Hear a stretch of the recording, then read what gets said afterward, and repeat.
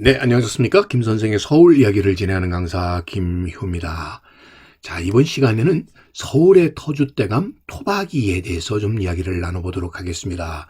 새해를 맞이하면서 가족들이 모여서 집안 이야기, 또 집안의 내려 이야기를 하는 중에 아마 이런 토박이와 관련된 이야기도 좀 나누지 않으셨을까 싶습니다. 원래 토박이라는 것은 흑토자를 써서 결국 뿌리를 내렸다는 얘기가 되는 거죠.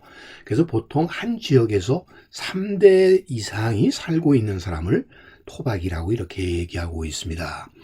자, 그런 의미에서 아버지, 할아버지 때가 1910년 이전에 한성부에 정착한 경우, 그러다가 현재 서울시 행정구역 내에 계속 거주해 오고 있는 시민을 흔히 우리는 서울 토박이라고 이렇게 규정하고 있습니다.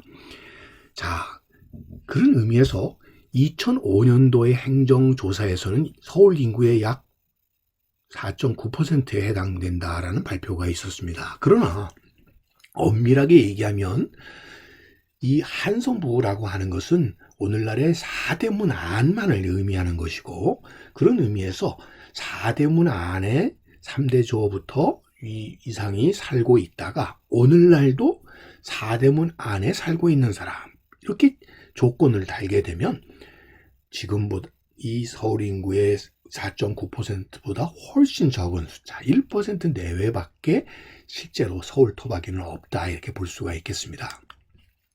그렇게 되는 이유는 이 조선 왕조가 개창이 되면서 한양을 도읍으로 정하게 되는 1394년 이 당시만 하더라도 한양 도성 내만 한양으로 여겼었던 것이죠. 그러다 보니까 내부 면적이 16.5평방킬로미터에 불과했고요.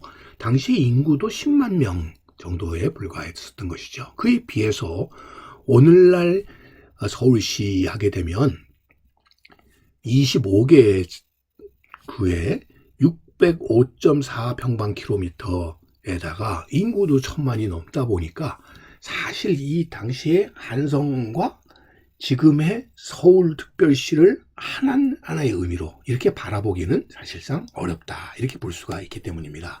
그래서 이 당시에 소위 한성부에 속해 있었다고 하는 이 호족에도 올랐다고 하더라도 이 당시의 한성부의 영역이라고 하는 것 자체를 훨씬 넘게 지금 이렇게 서울특별시는 행정구역이 넓어지다 보니까 이렇게 제한을 두게 되었을 때는 정작 이 4대문 안에 해당되었던 당시의 사람들이 지금까지 살고 있는 것을 추정한다 그러면 그만큼 드물다, 이렇게 얘기할 수 있는 것이죠.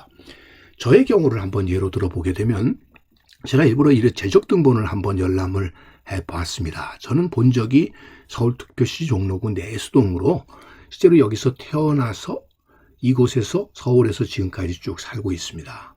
자, 그래서 흔히들 이렇게 된 경우는 흔히 서울 토박이가 아닐까 이렇게 생각하기 쉽지만, 자, 저의 이 원적을 한번 들여다보면 저희 부모님 세대는 서울이 본향이 아니고, 자, 이북 출신으로 평안북도 영변군이라는 것을 여기에서 표시해 주고 있습니다. 그런 의미에서 저는 서울 토박이라고 얘기할 수가 없는 것이죠. 자, 여러분들 지금은 2007년도 말에 와서 이 호적법 자체가 말소가 되면서 이제는 호적이라는 것 자체가 없어지게 되었죠. 그래서 지금은 모든 내용들을 우리가 확인해 볼 수 있는 것은 어디를 통해서 볼 수 있느냐 하면 가족관계 증명서를 통해서 이제는 확인해 볼 수가 있는데, 이것만을 보더라도 우리가 알 수 있는 것처럼 서울특별시에서 종로구에서 태어났다고 하더라도 사실 이것은 엄밀한 의미에 있어서 서울 토박이가 아니다, 이렇게 얘기할 수가 있는 것이죠. 자, 예전에는 그래서 이렇게 현 주소뿐만 아니라 이 본적이라고 하는 것을 늘 중시했었던 것이죠. 본적이 어디냐? 자, 그런 의미에서 서울 토박이라고 하는 것을 보면은 대체로 이 본적까지 서울인 경우는 그만큼 드물었다, 이렇게 볼 수가 있겠습니다. 그래서 흔히 서울 토박이라고 얘기하는 것은 이 한양의 거주민들이 주로 살았던 지역이 이 북촌, 남촌, 동촌, 서촌, 중촌 이렇게 나뉘어서 얘기해 볼 수가 있고, 특히 이것이 신분별로 또 직분별로 이렇게 구역이 전해져서 그 지역에 주로 거주했다가 볼 수가 있겠습니다. 자, 그런 상황 속에서 이 조선왕조 500년간의 한양 인구는 기껏해야 10만에서 20만 내외였었고요. 이것이 큰 변화가 나타나게 되는 게 일제강점기에 들었으면서 1920년대에 25만, 30년대에 40만, 그리고 1940년대에 가면 100만을 육박하게 되면서 요 30년 사이에 인구가 5배 이상 늘어났고요. 또 이런 현상이 해방 이후에 또 급격하게 나타납니다. 자, 이렇게 폭발적으로 인구가 증가되는 과정 속에서 결국 서울이라고 하는 것 자체의 주택난이 벌어지고 점차 행정구역이 확산될 수밖에 없었다. 그리고 이렇게 전통적인 이런 신분 등에 의해서 이루어졌던 거주 지역의 제한, 이런 것들도 다 없어져 버리게 되었다는 거죠.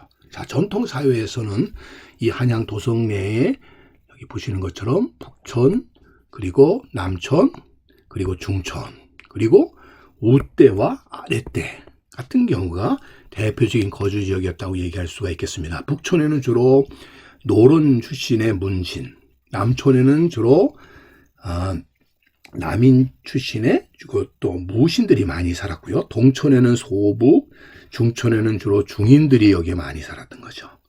또 우대 쪽에는 육조 이하의 여러 관청의 설이나 고직이, 또 아랫대에는 주로 군인들이 많이 여기 살았던 거죠. 훈련도감이 등이 여기 있다 보니까.